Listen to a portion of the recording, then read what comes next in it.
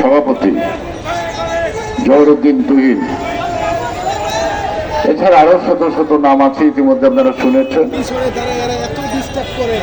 শুধু ঢাকা কেন্দ্রীয় কারাগারে কতগুলো নাটক আছে, তার বাইরেও বাংলাদেশের এমন কোনো কারাগার নেই, হাজতখানা নাই যেখানে আটক হয় নাই আমাদের।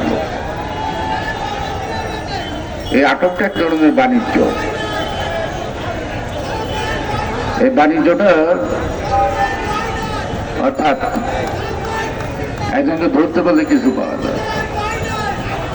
প্রথম বাড়ির লোকে দেখা করতে দিব, তার জন্য একটা খাত, এই খাতাটা দিতে হবে। বাইরে থেকে খাবার আইনা দিব, ওইটা এলাও করতে গেলে আরেকটা খাত। শক্ত মামলা দিব না, এটার জন্য একটা খাত। আবার কোর্টে যে হাজির করবো, রিমাইন্ড আনবো না, তার জন্য আরেকটা খাত। এরকম 20-25 রকমের খাত আছে। প্রত্যেক খাতে খাতে আপনাদের টাকা দিতে হবে। এটা পুলিশ প্রশাসনটা একটা ব্যবসায়ী প্রতিষ্ঠান, এটা জনগণের নিরাপত্তার জন্য না। যারা চোর করে, খুন করে, তাদেরকে রক্ষার জন্য এই বাহিনীটাকে এখন সরকার ব্যবহার করছে। যদিও তাদের দায়িত্ব জনগণের নিরাপত্তা দেওয়া। জনগণের নিরাপত্তা দিতে গেলে তাদের নিজেদের নিরাপত্তা থাকে না। নিরাপত্তা মানে তাদের চাকরি থাকে না। সে কারণ তাকে তো ছেলে মেয়ে আছে, খালি আমাকে ছেলে মেয়ে নাই, হাওয়া খেয়ে বাঁচবো। আমাদের ধরলে জিজ্ঞেস করলে বলে কি করুন স্যার, চাকরি তো থাকে না। অর্থাৎ আমরা জেলে দেবো তাকে চাকরি বাঁচানোর জন্য, তা নাহলে তাকে ছেলে মেয়েরা কি কষ্ট পেত। এই যে অবস্থা, এটা আইনে পরিণত হয়েছে।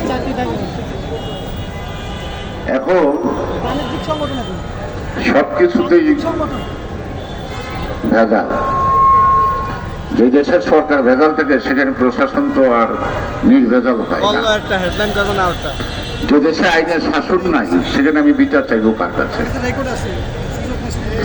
যে দেশে বিচারপতিরাই স্বাধীন না, কারণ সরকারের বিরুদ্ধে রায় গেলে বিচারপতিরা বদলি হয় না, শুধু জাস্টিস করতে হয়। এমন ঘটনা অনেক আছে।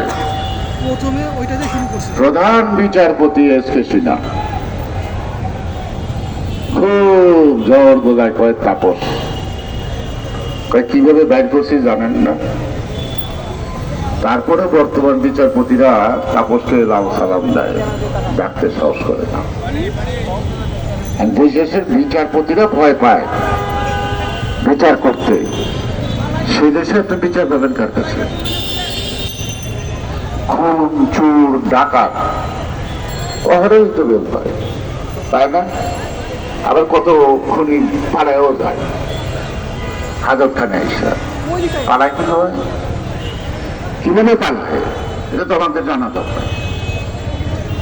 সুতরাং আজকে বাংলাদেশটা কোনো একটা সুষ্ঠু রাষ্ট্র হিসাবে গণ্য হয় না। দেশে বিদেশে আমাদের নানা ধরনের তিরস্কার আসে। আজকে আমেরিকা বা কোনো দেশ আমার কোনো দেশের প্রতিষ্ঠান বা কোনো ব্যক্তির বিরুদ্ধে যখন স্যাংশন দেয়, সেটা আমাদের তো আনন্দ হওয়ার কিছু নাই, আমাদের লজ্জার কথা। কিন্তু এই লজ্জাটা কেন? যাদের লজ্জা পাওয়া উচিত তারা লজ্জা পায় না, অথবা এই ঘটনা